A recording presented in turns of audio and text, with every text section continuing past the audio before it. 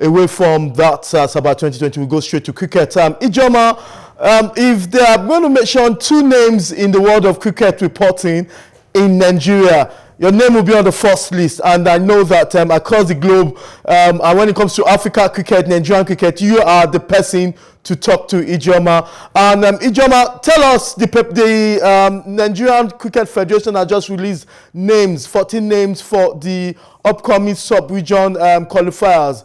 How optimistic are you, and how happy should Nigeria be knowing that in a group of 8, only 2 needs to qualify for the next one? Let's share your expert opinion. Okay, so you rightly said, just 2 teams out of 8 will be able to qualify to the next phase. But you don't forget that Nigeria is in Group B.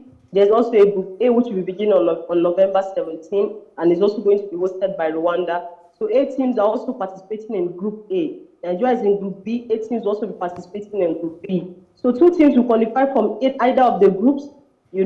2 teams will qualify from Group A and Group B, and so they are making 4, and then they'll join 3 other teams, for the next phase of the qualifiers. So 2 teams per group.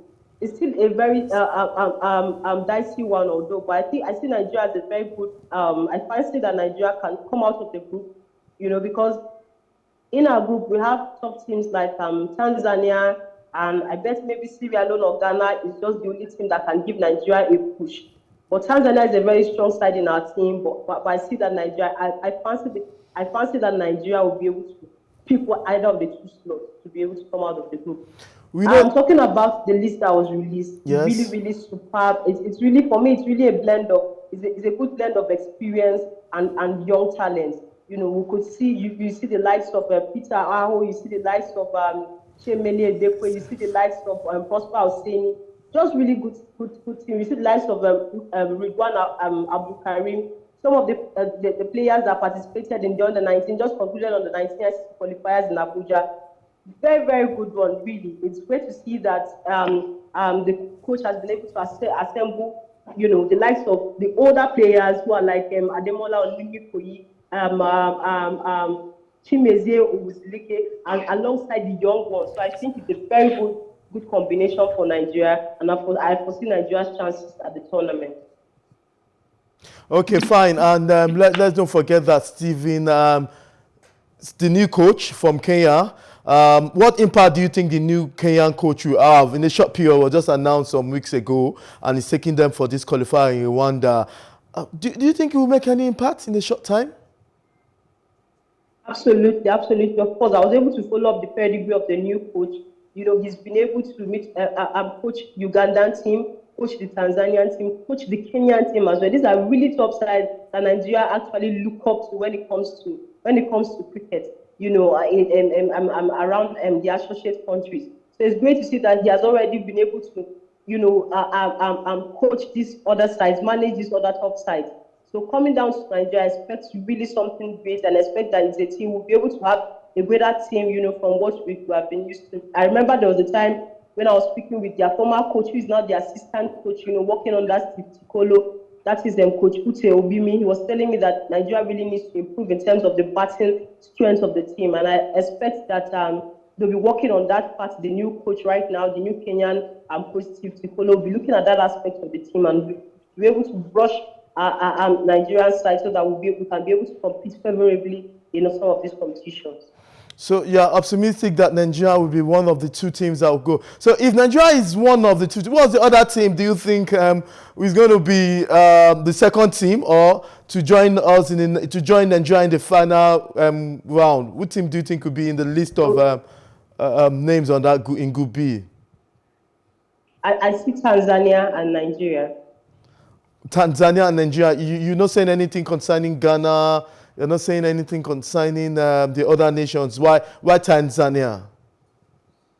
I've been able to watch some of Tanzania matches. Their women's team, at least I've been able to watch their women's team live, and those girls, no. They are really, really exceptional when it comes to cricket. I've also followed up the Tanzanian team and watched some of their games on YouTube. They are really a huge side. And, great to also see that this same coach, coached the Tanzanian team. So I think that is also a plus and an advantage for him to also come over to Nigeria. I think it's a better one. Nigeria should be able to get this opportunity alongside Tanzania compared to other things like Ghana, Sierra Leone, and all that. Huge respect to all the other teams, but I think this is Nigeria's opportunity. Yeah, this Nigerian opportunity, and I spoke with Steve, the coach, the Kenyan coach, Tikolo. He said that Nigeria has been developing for the past 5 seasons. The Nigerian cricket. Do you? He gave instances of what we've done so far in the past 5 years. Do you support that Nigeria has been developing? And if we are been developing, I think that's just for the West African region. Do you think we are one of the top 3 in Africa when it comes to cricket? Top 3 in Africa. You know the way it's been divided. The ICC has there are countries that they call full member nations, and there are countries that are grouped as associate countries. So Nigeria is an associate country. To say Nigeria at this point is one of the 3 top African playing cricket. And to be honest, I might not say for now, no. For now, because you look at countries like Zimbabwe, countries like South Africa, those 2 actually participated in the T20 World Cup that is ongoing right now in Australia. Nigeria has not gotten to that stage yet. This qualifiers is an opportunity for them to be able to climb, series of qualifications to be able to get to that stage. So you cannot rule out countries like South Africa, countries like Zimbabwe, countries like Kenya, countries like Uganda. It's safe to say that Nigeria is getting to that point where we can become one of the top 3 playing nations in Africa. But to say we are top 3 right now, for me, I don't think so. So still has to go back to you, because I know that we've been developing cricket for a very long time. If my record is right, cricket is one of the oldest sports, if not older than our country, Nigeria. It has been there as long as. So why do you think we've not really gotten to where we should be, since cricket is one of the oldest sports in Nigeria? Okay, one of them I could say maybe coaching. Right now Nigeria Cricket Federation is getting it right when it comes to coaching. And the last time we had Azanka Gurusinya, who resigned based on health grounds, and now we are having a top coach like Steve Tukolo. So don't forget that Nigeria in 2020 was the first time Nigeria was ever getting a World Cup slot opportunity. That was the first time for Nigeria in over 100-year history when it comes to cricket. So that chance of that feat made the NCF feel that no, Nigerian cricket has really come of age. So we should be able to build up in terms of coaching, in terms of the technical ability. So I think that having coaches like this, come up to Nigeria, will be able to help boost our chances to be able to qualify or to be one of the top countries in some of these nations. Another thing again is also getting back to the grassroots. It's not only when there are qualifiers that people should know about cricket or people should play cricket or get involved with cricket. Cricket should go back to the grassroots, and that is what the Nigerian Cricket Federation at this point is doing to ensure that kids are being groomed from the beginning. Because many times when I speak to some of these veterans in this game, they say they learned the game from school. I did not learn cricket from school, and probably some people my age probably were not also exposed to cricket from school, but the older guys were, and so they are trying to take back the game, to the grassroots. Another thing again is also the media,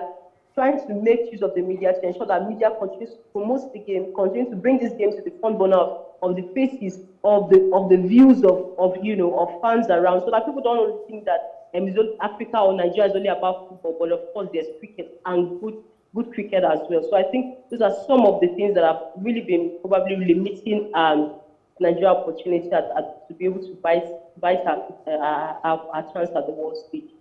Yes, and lastly, talking about media contribution, you have been one of the names that have been advancing cricket in the country. Where do you get a country whereby we know that a lot of people shy away from lesser sports or some sport? Where do you get your inspiration from to continue pushing cricket?